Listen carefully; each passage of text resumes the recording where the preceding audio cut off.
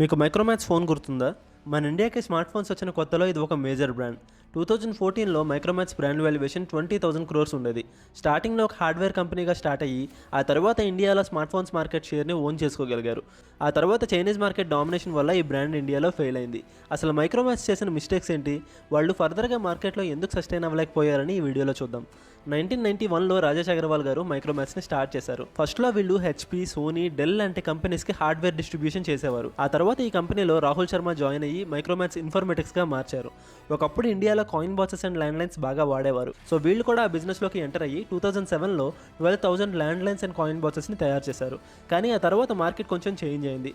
జనం land lines and coin బాక్సెస్ని వాడటం తగ్గించారు. నోకియా ఇండియన్ మార్కెట్లోకి ఎంటర్ అయ్యి జనాలకి పాకెట్ ఫోన్స్ని అలవాటు చేస్తున్నారు. నోకియాతో పాటు శాంసంగ్, ఎల్జీ లాంటి కంపెనీస్ ఈ మొబైల్స్ మార్కెట్లో కాంపిటీటర్స్గా ఉన్నారు. సో మైక్రోమాక్స్ మార్కెట్లో చేంజెస్ గమనించి మొబైల్ ఫోన్స్ని తయారు చేద్దాం అనుకున్నారు. మన ఇండియాలో 2006 ఆ టైంలో కరెంటుతో ప్రాబ్లం ఉండేది. సో ఒకసారి ఛార్జింగ్ పెడితే 3 days బ్యాకప్ ఉండేటట్టు కీప్యాడ్ ఫోన్స్ని తయారు చేయాలనుకున్నారు. కానీ అప్పటికీ వీళ్ళ దగ్గర అంత ఇన్వెస్ట్మెంట్ లేదు అండ్ మ్యాన్ పవర్ కూడా చాలా తక్కువ ఉంది. సో వాళ్ళు చైనాలో ఫోన్స్ తక్కువ ప్రైస్కి తయారు చేస్తారు కాబట్టి అక్కడి నుంచి ఆ ఫోన్స్ని కొని ఇక్కడ రీబ్రాండింగ్ చేయాలనుకున్నారు. అలా మైక్రోమాక్స్ ఫస్ట్ ఫోన్ అయిన H1i లాంచ్ చేశారు. మార్కెట్లోకి వస్తూనే వీళ్ళు ఫస్ట్ 10 daysలో 10,000 ఫోన్స్ వరకు అమ్మారు అండ్ ఇంకా ఆర్డర్స్ వస్తూనే ఉన్నాయి. అప్పటి వరకు 10 crores వాల్యుయేషన్ ఉన్న కంపెనీ వాల్యుయేషన్ 100 crores రీచ్ అయింది. ఆ టైంలో జనానికి ఉన్న ఇంకొక ప్రాబ్లం ఏంటంటే రిలయన్స్, ఎయిర్టెల్, డొకోమో లాంటి కంపెనీస్ ఒక్కోసారి ఒక్కోలా ఆఫర్స్ ఇచ్చేవారు.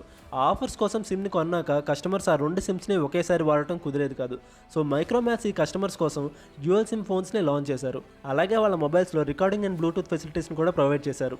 దీనివల్ల యూత్ బాగా అట్రాక్ట్ అయ్యారు అండ్ వాళ్ళకి సెపరేట్ సెగ్మెంట్లో ఉన్న ఆడియన్స్ని క్రియేట్ చేసుకోగలిగారు. 2007-8 ఆ టైంలో తక్కువ ప్రైస్లో మంచి మొబైల్ కావాలనుకున్న వాళ్ళని టార్గెట్ చేస్తూ 5,000 to 10,000 మధ్యలో 40 types ఆఫ్ ఫోన్స్ని మార్కెట్లోకి రిలీజ్ చేశారు.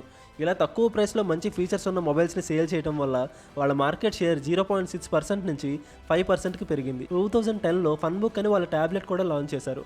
అదే సంవత్సరం వాళ్ళ ఫస్ట్ ఐఫోన్ కూడా మైక్రోమాక్స్ A60 పేరుతో లాంచ్ చేశారు. ఆ టైంలో వీళ్ళు బ్రాండింగ్ కూడా అక్షయ్ కుమార్ లాంటి సెలబ్రిటీస్తో చాలా బాగా చేపించారు.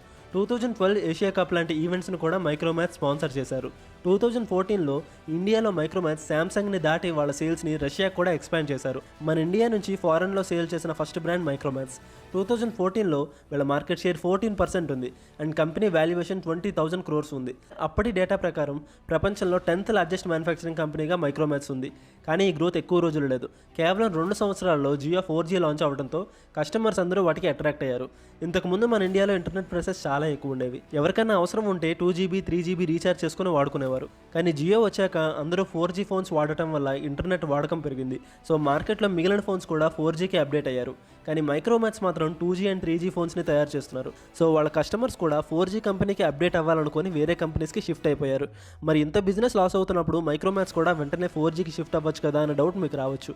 కానీ ఆ టైంకి వాళ్ళ దగ్గర 2G, 3G మొబైల్స్కి సంబంధించిన ఇన్వెంటరీ చాలా వరకు మిగిలిపోయింది. సో వాళ్ళ క్యాపిటల్ స్టక్ అయిపోయింది. దీనివల్ల 2016లో 8% మార్కెట్ షేర్ ఉన్న మైక్రోమాక్స్ 2018లో 3.4%కి పడిపోయింది. జియో కాకుండా మైక్రోమాక్స్ ఫెయిల్యూర్కి ఇంకొక రీజన్ చైనీస్ కంపెనీస్. 2016 ముందు వరకు ఇండియాలో చైనీస్ కంపెనీస్ ఫోన్స్ని పెద్దగా పట్టించుకునేవారు కాదు. కానీ ఇంటర్నెట్ యూసేజ్ పెరిగిన తర్వాత అందరూ 4Gకి అప్డేట్ అయినప్పుడు జియోమీ, ఒప్పో లాంటి చైనీస్ కంపెనీస్ కూడా ఇండియన్ మార్కెట్లోకి ఎంటర్ అయ్యాయి. జియోమీ వాళ్ళ ట్రస్ట్ని ఎంతలా బిల్డ్ చేసుకున్నారంటే ఈ రోజుకి వాళ్ళ మొబైల్స్కి కాంపిటీషన్ ఇచ్చే చైనీస్ కంపెనీ ఇండియాలో లేదు. వాళ్ళు చైనీస్ కంపెనీ అయినప్పటికీ ఇండియాలో మ్యానుఫ్యాక్చర్ చేస్తూ మేక్ ఇన్ ఇండియా ప్రోడక్ట్స్లా మార్కెట్ చేశారు. సో ఇండియన్స్ కూడా వాటిని కొన్నారు. Third, quality over quantity. Micromax mostly తక్కువ ప్రైసెస్తో కస్టమర్స్ని అట్రాక్ట్ చేయడానికి చూశారు.